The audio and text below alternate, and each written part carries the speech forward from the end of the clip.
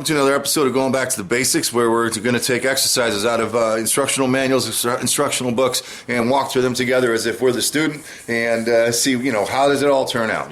Does it work? Does it not work? Of course, they're supposed to work. So, did we work or did we not work? I guess is the answer. Hope you enjoy it. We're going to try to do a lot of things, and I hope it's just about as fun to watch as it is for me to do, because it's fun to go back it's fun to go back to the basics. Enjoy.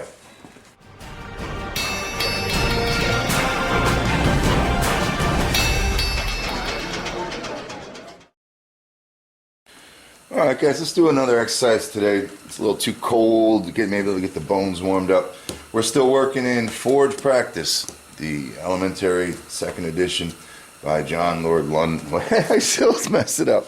By John Lord Bacon. I'm sorry I call his name out wrong. I called him John London and John this and Lord of Alcatraz, who knows. John Lord Bacon. And one of the things we encountered in the last exercise where we made those eye bends, is calculation of stock, and I'd like to cover that chapter where he does that, and then we'll do an exercise, I think, in this course where we're going to bend a 3-inch diameter ring, calculate the length, and end up with a perfect 3-inch inside diameter, non-welded, but just butted up at the end. So that's the plan for today.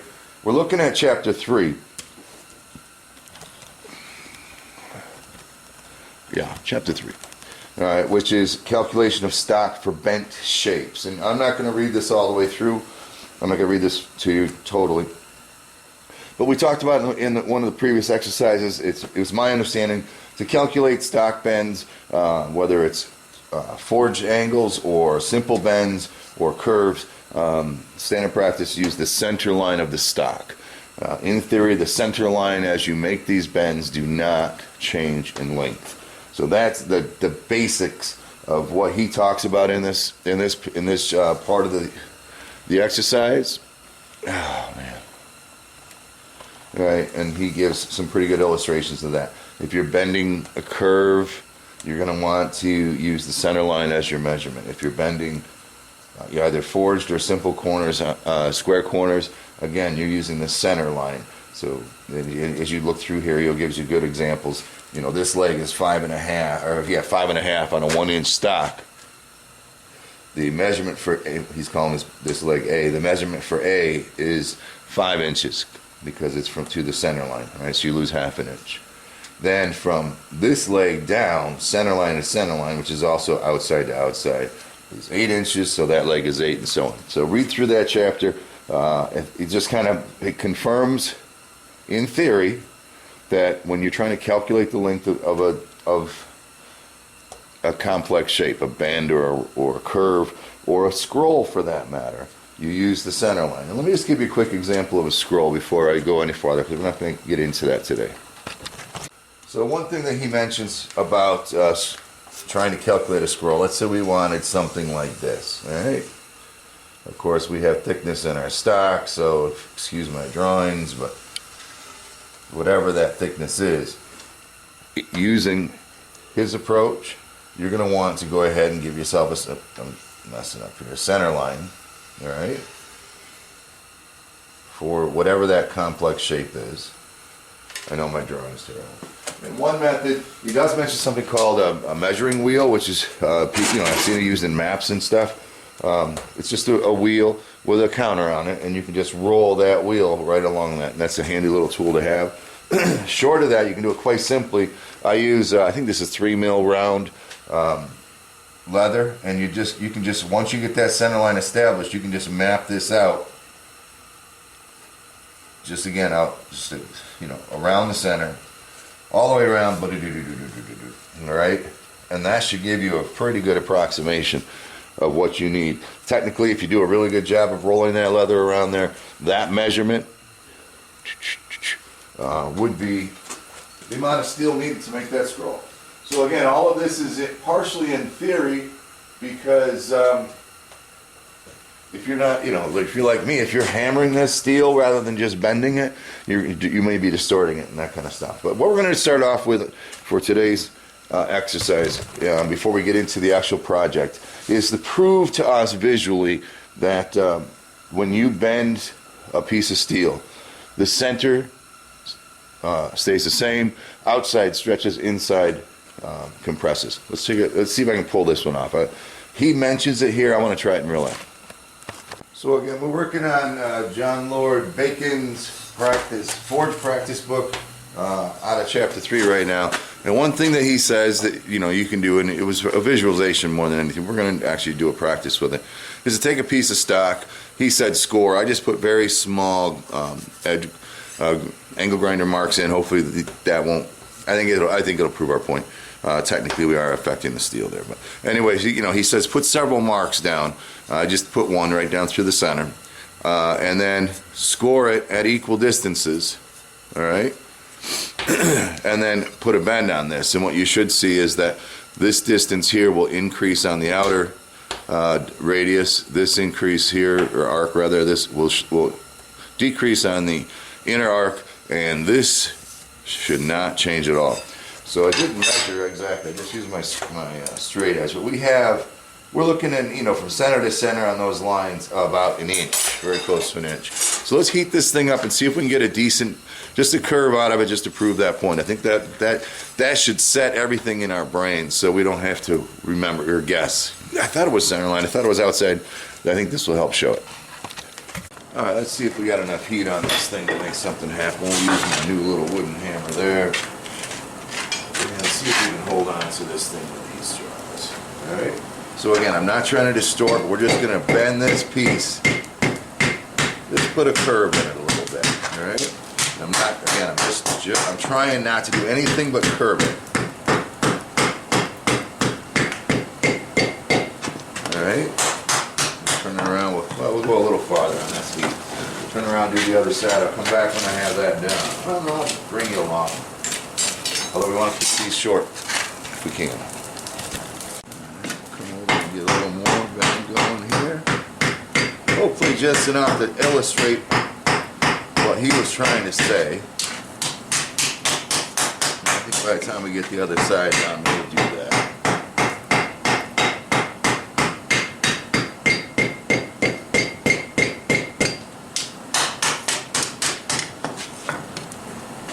I think we can already show you right now, but we'll finish it up. A little farther here.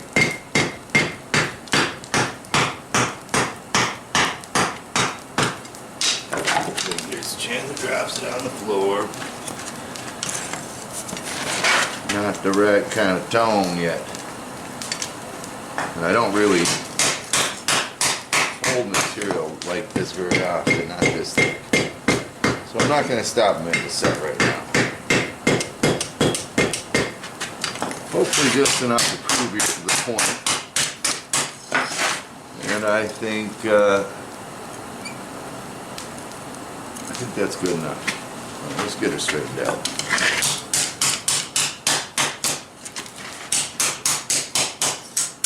And then we'll clean her up. And I'll come back and show you what I hope we're going to see. I'm going to put that's good enough. So if we take a look at it, hopefully you can kind of see there's a trapezoidal shape between these guys. If we put it down here, you can see it. All right. Again, the inside was 1 inch, and that is still 1 inch. The outside is now 1 inch and 1/8, and the inside is now 1 inch. It's much shorter than 1 inch. Not much shorter though. So it's about a 1/16 short of 1 inch on the inside. So definitely much more.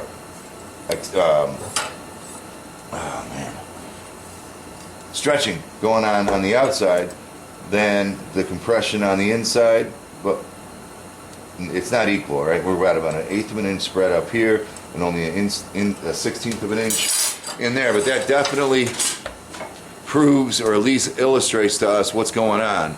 And the most important thing is that inside line, that center line, is still sitting there at 1 inch. It did not move. All right.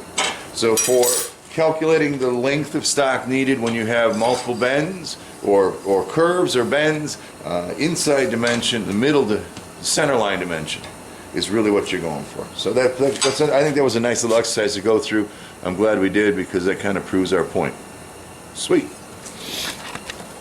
All right, now if we take a look at what he has in the book here, so there's an illustration showing how to deal with a circle, all right, which is our exercise for today. Instead of, you know, how long of a piece of stock do I need to cut to make of a particular stock to make a particular diameter, inside or outside diameter. Another thing to note is, oops, next page. When you get into complex shapes, for example, let's do the U here.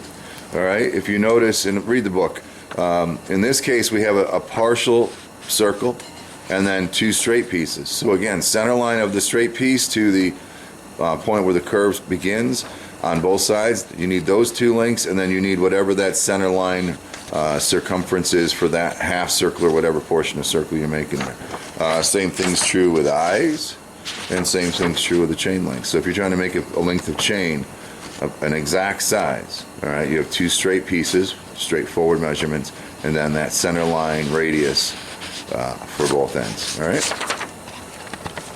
I think what we're going to do before we get into the exercise that's in the book is let's just go ahead and do one more test, you know, and make this U shape.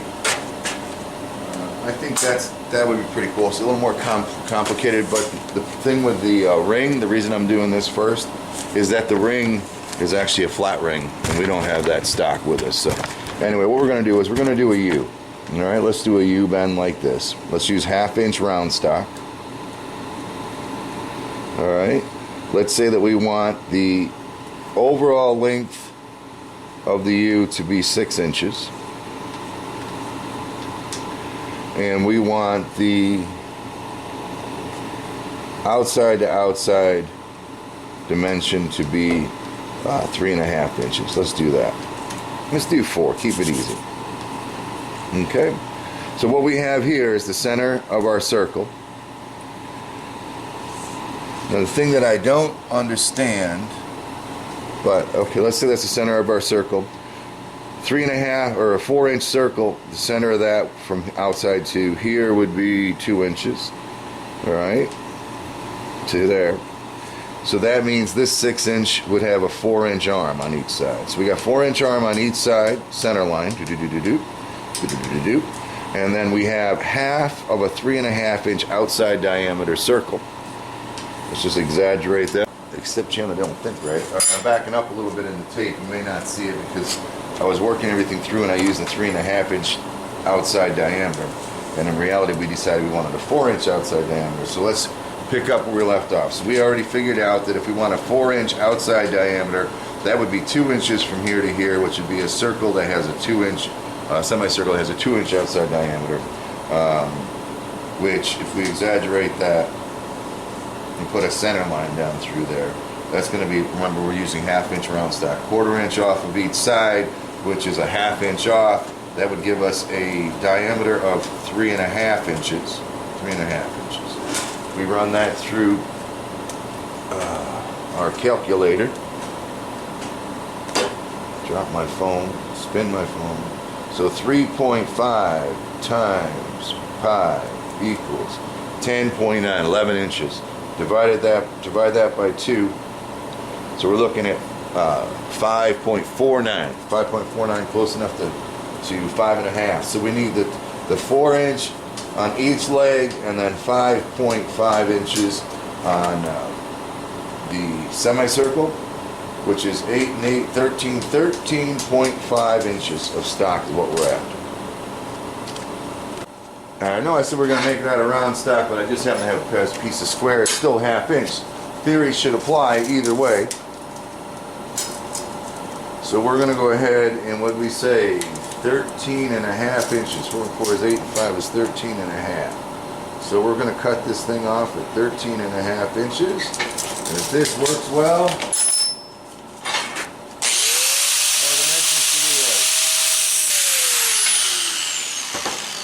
now just for this exercise, since we said we wanted 4-inch legs, I'm going to go ahead and mark those with a good score. Hopefully it won't affect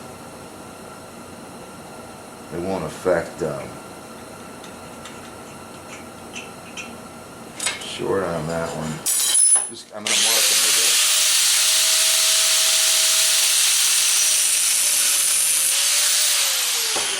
reality you want 6-inch legs, but we have that 4-inch diameter, or right, half of that circle.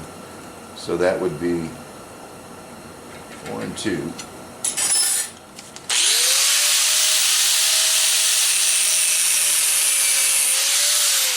Grins, oops, just for poops and grins, we are going to mark, this should be 5.5. Put a center there so I know where the center of my circle should be. So 5.5 is 2.5 1/4. 2.5 1/4. See, I used common core all my life. They never called it that.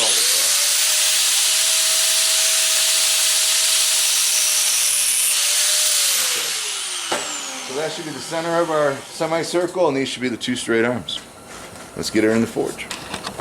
Well, just as my luck, which is actually a lie, would have it, I have a 3-inch outside diameter ring that I use for another product that I make. So again, we want a 4-inch outside on half and half. That's 3-inch inside, 3.5 center line. So that, instead of hammering it and doing all that, we'll line up that center mark here and we'll just bend it around. And we should end up with the dimensions that he says we should anyway. Once we get this piece heated up, we'll go back and do that. So I can line her up properly. Use a little positive retention over here. Center line of my mark.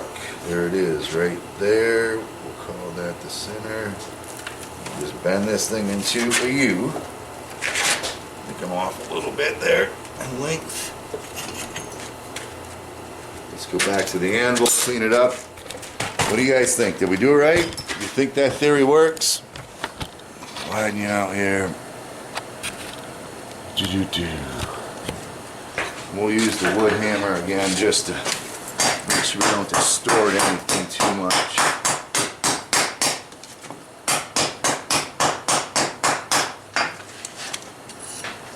So I didn't bend this properly, notice, and that's just the way it goes. This arm's a little bigger than the other.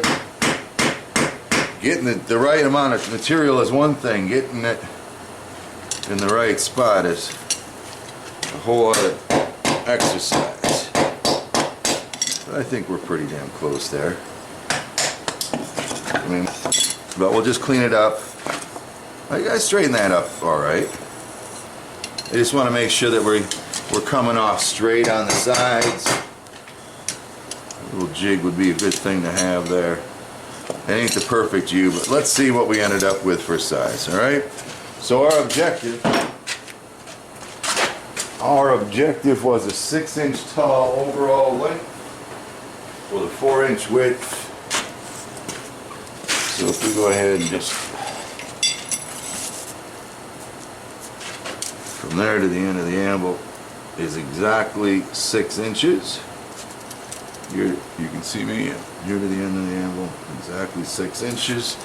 And we are exactly 4 inches, a little wide here, just in this one spot, but that's okay, we can work that out. But we are exactly 4 inches in width. I'll cool it down just to prove it to you. For a first try, I don't think we did too bad. So our overall height is exactly, I mean, I can't, it might be a 30, it's not a 16th long, about a 32nd long. And again, our curve didn't happen perfectly. So with practice, that would certainly work. Again, we wanted 6 inches in length. We got just not even a 32nd. I'm not even splitting a 16th. A little bit too long. And our width here at the end is, hopefully you can see that. Oh, we're a little narrow there, but a little wide here. All right, hold on. I did that. Let me be back. And again, even if I'm an 1/8 off, yeah. All right. So I pulled those two apart. We are. Yeah, exactly 4 there, and then we just come tapering in a little bit. So, how much? No, we're right on 4. I just pulled that apart in the vise. A little narrow on the end there, less than a 16. Point taken though, we calculated exactly what we needed for steel, and using that center line on that curve worked perfectly. So these 2 exercises with this chapter, they're not actually exercises that are in the book, but they're examples that are in the book. And hey, take the example if you have the time and material to do it, and you can do it. Get it? All right, so now let's move on to the actual exercise that I'd like to do today. It's in the back of the exercises section. Let me find out, come back. Alright, so exercise weldless ring. Exercise 7 is what this one is. And it uses figure 277. And we go through so many exercises in here, it's phenomenal. This book is going to keep us busy for a long time. I'm really pleased about that. Alright, so there's figure 277. So here's our objective, children. We want a ring. I didn't double print these. I double printed everything but the exercises. Alright, we want a 3-inch inside diameter using 3/8 by 1/4 flat stock. 3/8 by 1/4. Okay, 3-inch inside diameter. Now, to help carry over, and I like that we're going to do this. I don't, from previous exercises that we've done, I don't have a 3/8 by 3/4 stock, which means we have to make it. So let's think about what that'll take. All right, so we want 1/4 by 3/8. Okay. So using what we heard a lot about in the last exercise, where I was the first exercise where I was drawing out the what the heck did we draw out? Square stock, half-inch square into 1/4-inch round, something like that. To figure out, what can I use to make this? Which there's a lot of things I guess we couldn't use. My question is, let me do it this way. My question is, would a 1/2 inch work? And if you take a 1/2 inch down to 1/4, the answer is no, not going to happen, right? Because that 1/2 inch, that other 1/2 inch can come out here. We're going to end up with 2 times the width volume. That's the key. So I wonder what a 1/2 inch round would do. 1/2 inch round would create a smaller square, right? So let's not 1/2 inch round, 3/8 round. See, that's where what material can I use now? All right, now we can always draw this out and take that 1/2 inch, draw it out to 3/8 by 1/4. Maybe that's what we'll end up doing. I do have 3/8 round. What would 3/8 round do as a square? You guys want to figure that out using the volume technique? Let me set myself up. Alright, so what we're looking at here is 3/8. I convert everything to decimal. 0.375 as a width, 0.25 as a height. The area, cross-sectional area of the square the rectangle that we're looking for is 0.375 times 0.25 equals 0.09375 inches. Okay? Now, if I'm guessing here, let's go 3/8. Well, 3/8 work. Pi r squared, area of a circle. The radius of 3/8 is 0.1875. Square that times pi equals 0.11. Oops, I can't see that. 1104. Okay, so we're damn close. So if we grab a piece of 3/8 and just square it off, we should be damn close, with a little room to grind even. To do 3/8 by 1/4. So let's go ahead and do that now. How much length do we need? We're not sure we shouldn't get anything in growth if we're careful. Should we just cut the piece? Wow. See, that's the thing. There's going to be growth when you hammer on it. I guarantee. But we should be able to figure out the length that we need for this ring. All right, square ring, flat ring rather. And as a minimum, okay? So, let's do that as part of the exercise. Again, there's nothing wrong with taking a little time, especially when you're me and you're having trouble recalling some basic math. So we got a ring here that's we want a 3-inch inside diameter. We're going to recut this when we get done squaring off our stuff. It's going to be a 3/8 width stock, center line of that ring. Again, that's the whole point of this exercise today. Center line is your measurement, so that's going to be 3 plus 2 times 1/2, or 2 times 1/2 the width, which is actually the width. So it's going to be 3.375 inches is this center line diameter.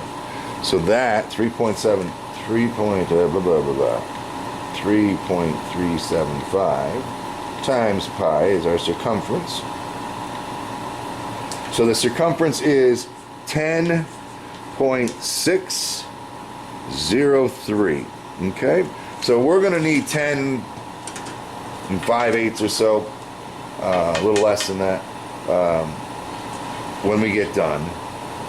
Squaring off this 3/8 bar should make it longer, because just from the hammering. So if we actually cut it exactly this long, we're not going to know. We should be darn close. All right, but let's go ahead and cut 11 inches. Let's play a little tight.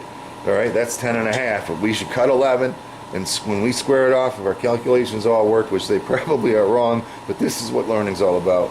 If we cut an 11-inch piece, of course I would cut a freaking 12-inch piece and be done with it, but let's just test it a little bit. 11-inch piece of 3/8 round, square it off. We should have room for this to be 10.6, so let's give her a go. Again, normally I just grab a piece of 3/8 and I'd square off as much as I need. I wouldn't try to work with a short piece, but again, we're trying to challenge ourselves a little bit in the exercise. Not trying to be efficient per se, but test the waters. All right, how daring can you be? So let's go ahead and get that heated up. I'm not sure if I'll make myself a little jig. I might. Give me a second. I changed my mind on this one. I was going to make a little jig with a couple pieces of 1/4 inch on both sides. But this is going to be interesting in regards to the fact that I lost my... It's going to be interesting in regards to the fact that, you know, we got to square in both directions.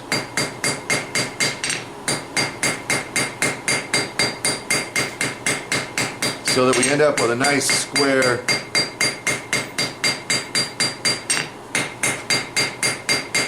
corner, or try to anyway, in this exercise. Although this wasn't part of the exercise. The exercise says go in the storage area and get some 3/8 by 1/4. The problem is, by the time I square this off,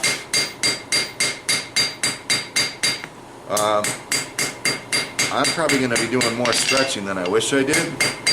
So I'm going to be a little concerned about our dimensions here. So again, I'm just trying, you know, going up against a piece of 1/4. Pretty close to what I wanted it to be, but it sure does look a lot more square than I want it to be. So let's see what we get for a measurement here after I square off a little bit. I don't mind if we're not exact. It was an exercise. Technically, you should be able to get that steel out. And everybody says, well, go by volume, or area, go by area, which would also be volume, I guess. But you gotta take room for the hammer, you know. I can't see it on that one. Yeah, so I'm a 1/4 by a short 1/4. So that whole theory is out the window, because you still gotta hammer the damn thing. I don't care how thick it is. The exercise is in using the 3/8 part, so let me just bring that down to 3/8 the best I can.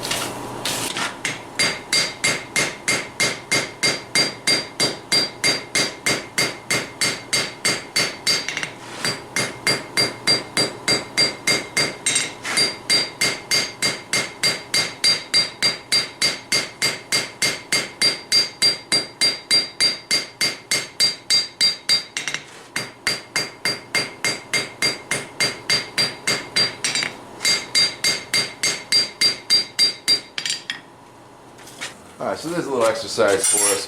I don't, you know, well, let's do this. We had 11 inches. Again, if we didn't stretch at all, if we just squared, we should have had plenty of material to make that 3/8 by 1/4, according to our calculations, assuming that I was right with that. But in just gentle handling, I started with 11, I'm at 13 and a half, all right? So huge growth. Could somebody who knows what they're doing been able to take that 3/8 rod and turn it into a 3/8 by 1/4 inch square? Maybe. I mean, I would imagine so. If we had a jig that was set up at 11 inches and we set that piece in there so there was no way that it could stretch forward, all right, and then we hammer down, that might have controlled stretching. I'm sure there's a lot of ways to do it. Point of the matter is, using that volume calculator, it makes sense, but you got to worry, it's not going to always work for me anyway. I can't rely on that as the only basis. But we are at 3/8, if not damn close, all the way down through here. So we ended up with a 3/8 by probably 1/8. Yeah, a little thicker than 1/8. But that wasn't part of the exercise. The part of the exercise was to take a 3/8 inch wide piece of stock and bend it into a ring with a 3-inch inside diameter. Okay? So we determined that would be 10.6 inches of stock that we need. So we'll come off of this end here, 10.6. Of course, if I had an engineer scale, I could actually do that. So there's 10.5, and 5/8 is what? 675? What's 5/8? God, I wish I knew these things off the top of my head. I used to, but don't. Yeah, they're gone. So we're gonna go. Let's do a 16th over a half. That's 1.875 or something, right? 16th over a half. Let's just see what number that gives us. 1/16 is 0.0625 plus 10.5 is 10.56. So another 16th, 2/16, which is an eighth. So what's 5/8? Am I really being that stupid? 0.625. Well, that's only 0.025 too long. So that's it. 5/8. 10 and 5/8. Chances are we'll get a little stretching for some reason in our handling. But again, this is supposed to be a flat ring with no weld. 10 and 5/8 is what we're going with. We're looking for 10.603, and we're going to cut it at 10.625. And that's right there.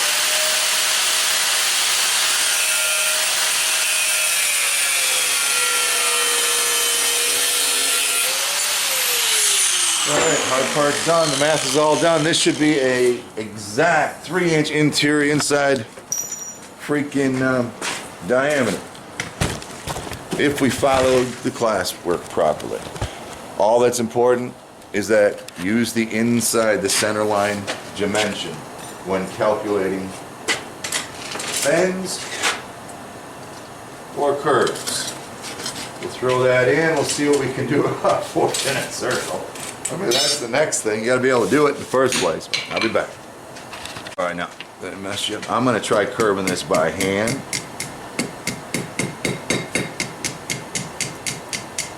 But when we get done, it should fit over that little jig thing we had over there, huh?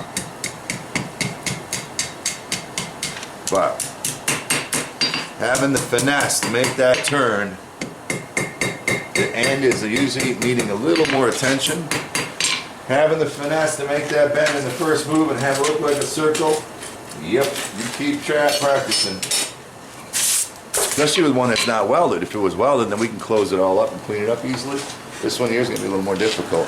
Quite honestly, if I needed to do this, that little jig I use that's exactly 3-inch diameter, I'd just snap the thing on there and start rolling it around is what I would do. But, every good blacksmith, even some of them, oh, don't bam out, Chandler. Even some, maybe gentle there now.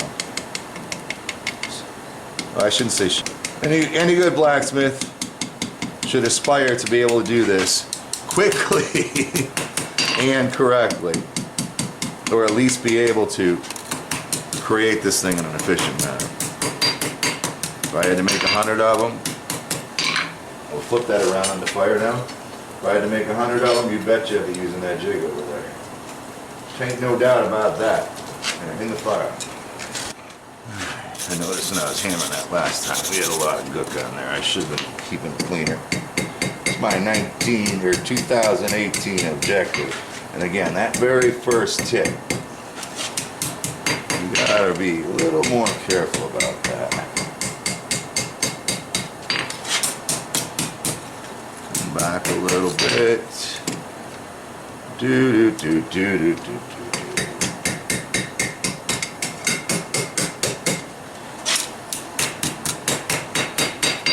So again, as much as I want the exercise to be how well I can forge this ring efficiently, that's already failed. I missed the judgment there.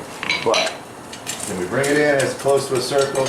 And will that sucker fit snug on this 3-inch ring? I do not know. Go ask your mother.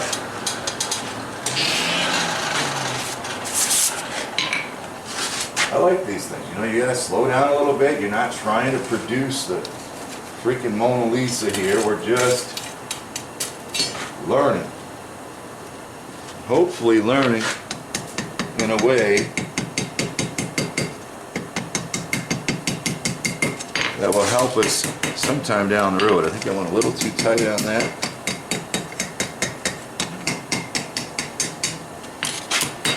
And again, this spring should have been brought together very, very quickly, very easily. I'm being a little more careful than I need to be, but I'm trying to make a good ring out of it in the first go. That's all. Nothing wrong with that unless you're on the clock. You're welcome from me. You better be making those rings perfect in seconds, even if I can't. That's funny. Snowy day. Alright, let's bring this thing back up for its final bander-rander. I think we can make it. Where'd I put my hammer? We can make it happen. Damn, Sam, that ain't too bad at all. Get different tongs. Sometimes I actually have the right tongue for the job. Line it up that way, line it up this way. We ain't quite perfect yet. I'm going to squeeze these points where they connect, and I'm going to make my adjustments hopefully with those guys connected. It ain't bad. A little flat on this end where these guys are connected. Let me heat that up a little.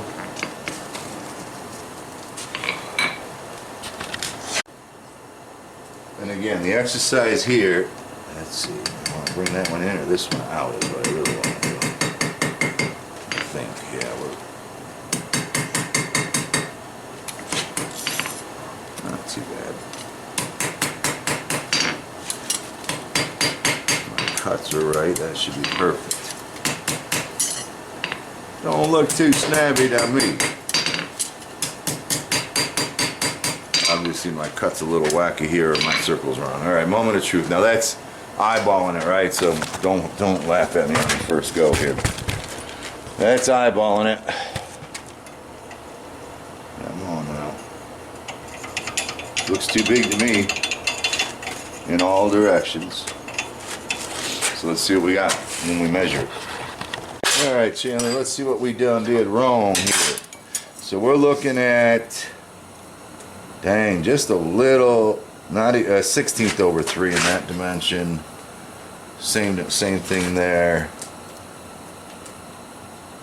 3 exactly there.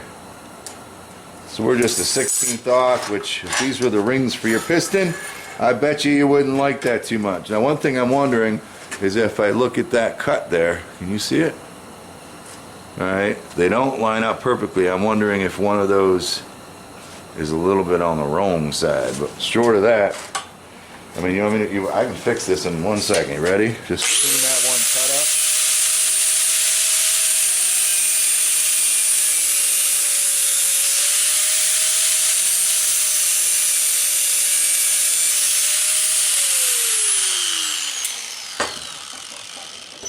Just to clean there, that one cut was crooked. I'll go back and I'll just put this in the fire, bring it back together. Let's see if we pick up that 16. Alright guys, so there you have it. Would I sell it? No. If somebody asked for a 3-inch inside diameter ring that's 3/8 inch diameter, no. That's way too rough. I'd first of all buy 3/8 stock, 3/8 by quarter, right? We didn't even get the quarter part done, right? It's okay. We didn't just give up on the exercise because something failed. We went and figured out, you know, what do we need? We still are a little bit large in diameter here, which not much though, man. It's hard to, it's like we're even narrow there now a little bit just by cleaning up that end. Hold on a second, boys and girls. All I did was clean that cut. I didn't take any steel away, just straighten it up. Yeah, we're still in some dimensions, assuming that is exactly 3 inches. Not perfect. I was hoping it was good. On the ruler it looks good. I mean, what the heck? Let me show you. Yeah, that's where you want to read it upside down. I can't see it, so hopefully it's proven a point. Looks like damn near 3 there.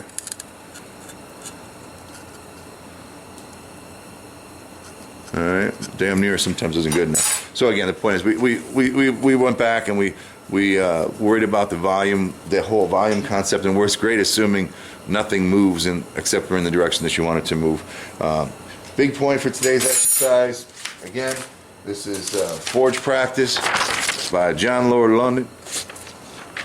Chapter 3. All right, just not the entire chapter, but part of it anyway. Most of it actually for chapter 3. Calculating the stock for bends or for bend shapes, bends and curves. In that exercise, we proved to ourselves that when you bend something, the center line stays the same dimension. The inside of the bend compresses or upsets, the outside of the bend stretches, drops. So the center line is exactly where you want to take your measurement when you're calculating your steel. We did the U exercise, which didn't turn out too bad at all. Ain't perfect. All right, if I had to make these U's for somebody, that's not the quality I put out. You might see me make this quality when I'm trying to put a video together. So even this, see, this comes in a little and out. All right, no, that's not the quality that I put out. If that specification is tight, for sure. If it's a freeform, artistic piece, then heck yeah, that might work. If I were to put a U up on a wall and say this is the letter U, I might just leave it that way because it's handmade. Matter of fact, I'd hammer the living daylights out of it to make it look better.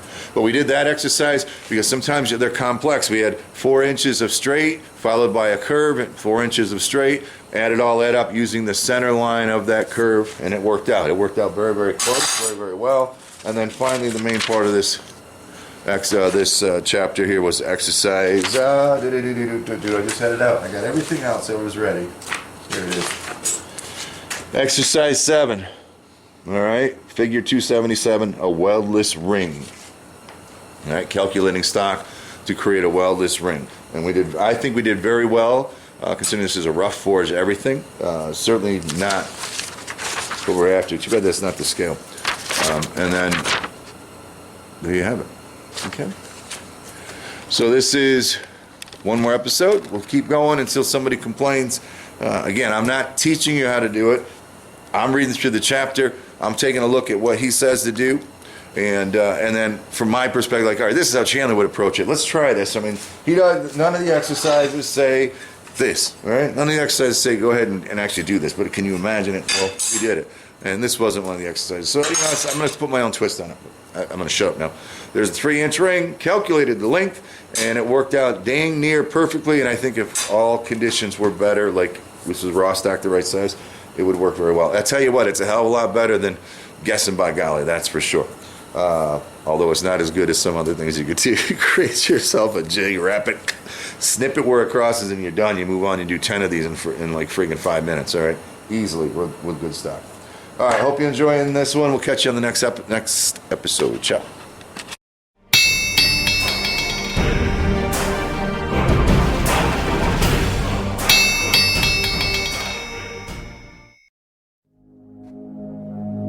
If you found this video helpful, educational, maybe even if you just found it entertaining, and you want to support me, you can jump back to my channel. There's a button on the right hand side of the screen called support, and it's kind of like a tip jar. You can go ahead and leave Chandler a tip for this video, and that'll help me make some more, I guarantee. Thanks for your support, as always.